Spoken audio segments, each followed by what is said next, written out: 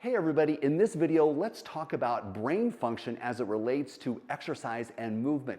Can we actually help our brains by exercising? Well, that is the question to answer. Now, there is a really interesting TED Talk by Wendy Suzuki that is one of the most watched TED Talks of all time, and it has like 9 million views on YouTube or something crazy like that. I would love for this video to get 9 million views. I don't know if it will or not, but I'm glad you are watching.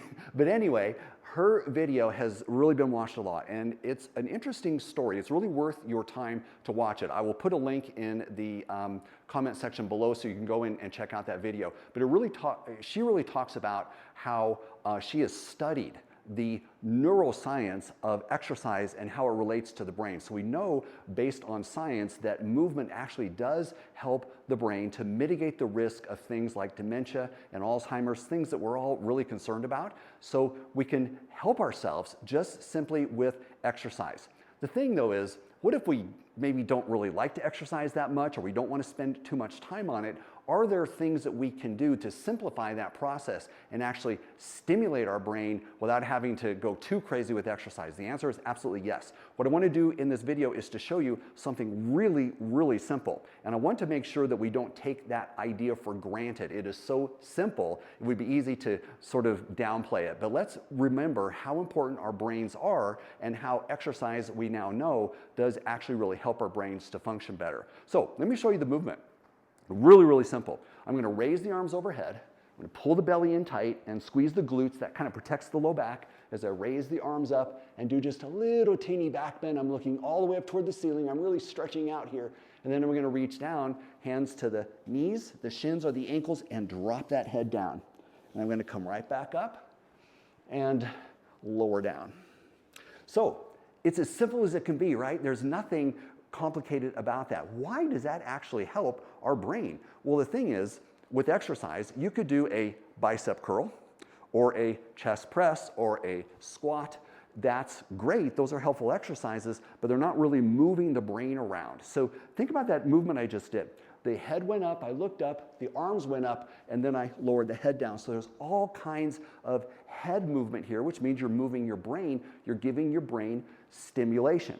Now, as far as the arms going up overhead, that actually is it may sound really simple, but this is actually a cardiorespiratory exercise. So if you walk normally with your arms by your sides, and then do the same thing with the arms overhead, and you were to do that for any length of time, you would realize that it's a much bigger challenge to the heart and the lungs to walk or move with the arms up above the head.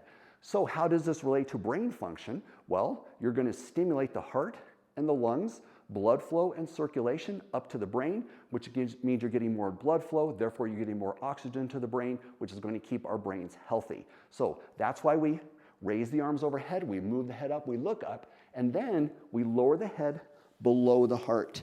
So the question I ask my members is, as simple as this exercise pattern is, this movement pattern, the question is, did you do it today?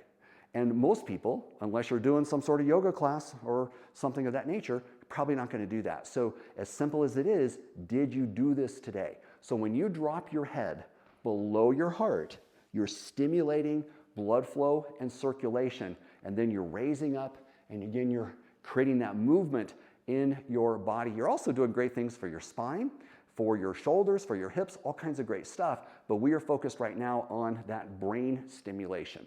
Now, before we end this video, there was actually one other thing you could consider doing. Again, very, very simple, and that is pull the head up over the shoulders and simply turn your head to one side, turn your head to the other side, back to center, tilt, and tilt. So again, I've moved the brain around, getting a good neck stretch, which is awesome, but I'm also moving the brain around. Now, one other piece to this is your eyes. So it's interesting to note, this may sound a little weird, but Andrew Huberman says that your eyes are actually an extension of your brain, or even actually would be considered the brain itself, which is kind of weird, but it's true.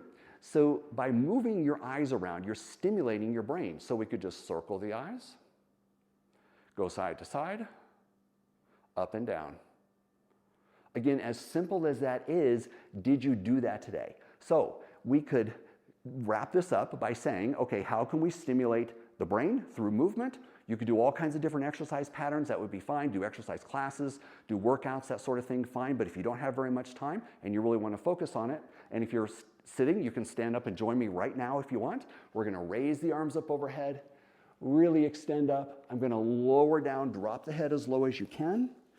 Rise up, lower down, rise up, tilt, tilt, turn, turn, spin the eyes around in the head, right and left, up and down, and that's it. It's as simple as that can be. Now, you might want to do a little bit more than that, of course, but that just shows you how simple that is. Very, very important that we give our brains exercise and movement to keep our brains healthy and mitigate our risk of really scary things like Alzheimer's and dementia. Now, if you liked this kind of information, I would love to have you take a look at my website. I have all kinds of workouts that you could join in on if you like. Would really help me if you subscribe to my YouTube channel here. That helps me to bring you more content. And of course, like this video if you liked it.